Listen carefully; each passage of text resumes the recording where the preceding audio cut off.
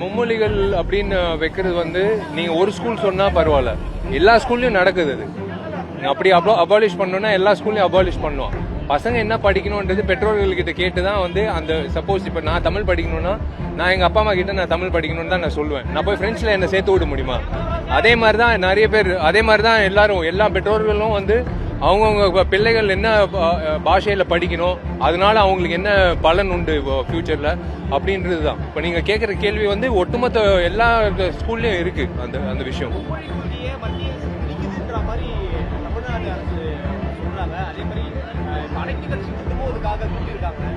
இல்லைங்க, அதாங்க திணிக்கிறது வந்து நீங்க ஒரு ஒரு ஆக்டா கொண்டு வரலாம், மனுஷனோட வாழ்க்கையில வந்து கொண்டு வர முடியாது. மனுஷனோட வாழ்க்கையில வந்து எந்த ஒரு விஷயமோ சேதமோ திணிக்க முடியாது. அது வந்து வெற்றி அடையாது.